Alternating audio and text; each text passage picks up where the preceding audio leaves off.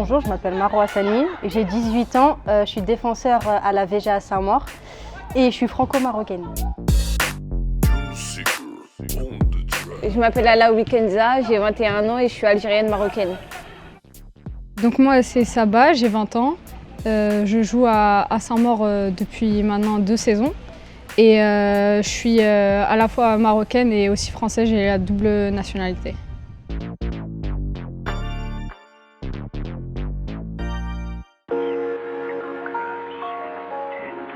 Quand j'étais plus jeune, j'ai fait les sélections pour Clairefontaine, etc. Puis après, bon, j'ai plus été appelée forcément parce que j'étais pas dans des centres de formation. J'ai pas fait le parcours que tout le monde fait étant jeune. Et du coup, on m'a plus rappelé. Puis j'ai eu la possibilité de faire les U20 l'année dernière avec le Maroc. J'ai tenté ma chance et maintenant j'y suis encore, donc c'est une bonne expérience. Avant Saint-Maur, j'étais dans le club au PFC. Et on va dire qu'on m'a donné un petit coup de pouce pour aller au Maroc, pour jouer et faire mes débuts au Maroc. Donc j'ai commencé avec les U17, j'ai fait plusieurs sélections U17.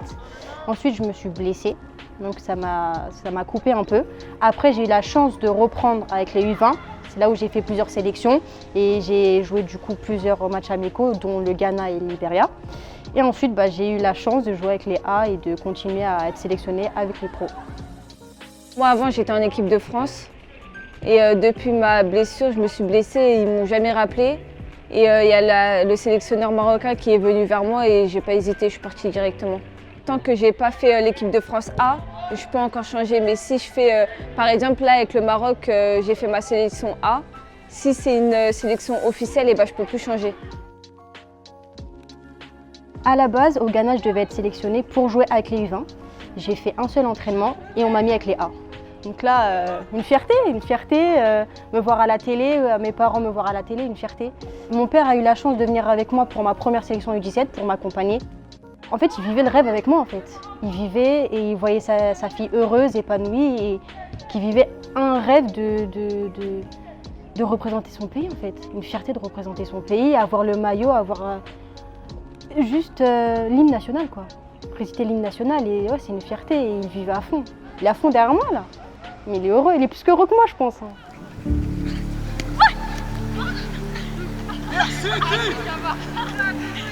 C'est de l'organisation, ça va, je suis en STAPS, donc c'est une fac de sport, donc ils savent gérer tout ce qui est les parcours sportifs, donc ils savent que des fois on a des compétitions et que forcément on n'est pas là pendant des semaines, etc. Donc j'ai de la chance par rapport à ça. Et après, au niveau des cours, je m'organise avec des camarades qui me donnent des cours, etc.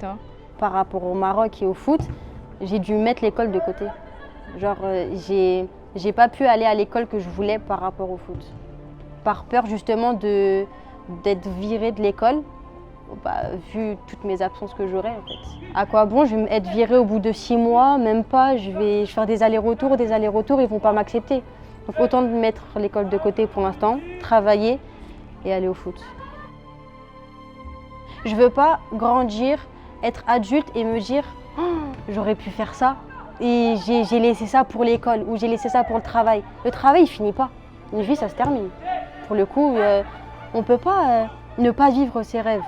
J'ai de la chance de vivre ça, j'ai la chance d'avoir une famille qui me soutient donc j'essaie de vivre au maximum ce que je peux vivre.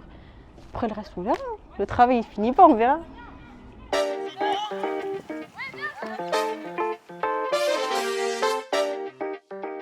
Le jeu africain n'a rien à voir avec le jeu européen. Le jeu africain, c'est plus, on va dire, à la dure, vraiment à la dure. Et elles sont énormément athlétiques, les Africaines, énormément athlétiques comparé à la France qui est plus sur la technique, on va dire, la tactique, etc. Franchement, j'ai été très surprise parce que je m'attendais à un bon niveau, mais pas à ce niveau-là. Surtout chez les U20, c'est des sélections de jeunes. C'est rare qu'il y ait ce niveau-là et franchement, je pense que petit à petit, la sélection marocaine va progresser et j'espère atteindre le niveau international.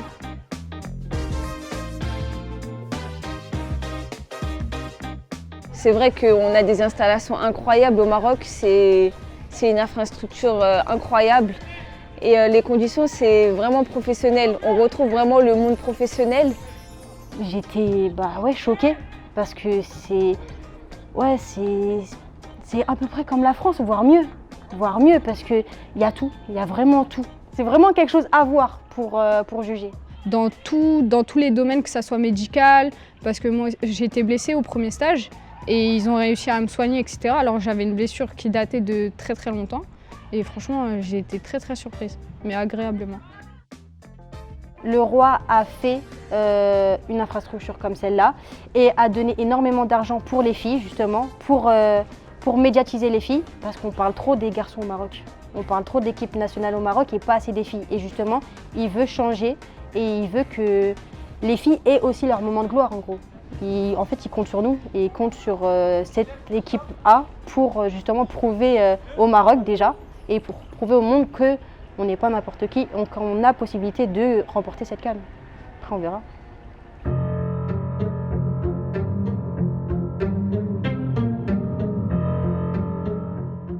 Je sais que moi j'ai déjà joué contre le Cameroun, c'était très très fort. La Côte d'Ivoire aussi. Après, on a joué contre le Ghana. Le Ghana, c'est une équipe qui nous a fait mal du début jusqu'à la fin. On a subi le match. Le niveau de jeu, moi je ne m'attendais pas du tout à ça. Et je pense que le Ghana, c'est l'une des meilleures équipes en Afrique, mais je pense qu'il y a mieux. À la 90e minute, elle courait encore comme si le match venait de commencer. Donc physiquement, incroyable. Et je me dis, les équipes qui sont meilleures, elles peuvent largement rivaliser contre les équipes européennes, voire les américaines, etc. Le Ghana, c'est une équipe, franchement, à ma grande surprise, qui est très compacte. Mais après, ça reste l'Afrique, ça reste pas, on va dire, tactique, technique, ça reste balancé, etc. Ça s'est joué au football, mais voilà. Leur infrastructure, on va dire, c'est très pauvre. C'est un pays très pauvre, le Ghana. Quand on voit ça, on se dit, en fait, on a une énorme chance d'avoir ce qu'on a, une énorme chance. Et de vivre ce qu'on vit là. Et d'avoir ces crampons, ces protèges tibia, et des choses non pas. Le Maroc, niveau club, il n'est pas assez encore développé comparé à la France. Il y a un seul club là-bas au Maroc qui s'appelle les Phares. C'est l'équipe de Rabat, du coup, qui est toujours première, qui gagne toujours les championnats, en fait. Tout le temps. Et il n'y a aucune équipe qui a réussi à les rivaliser depuis le temps. Quand on voit les sélections, quand on voit les joueuses, on voit toujours Phare. C'est toujours la même équipe. Au Maroc, c'est toujours la même équipe, parce que c'est la meilleure équipe du Maroc.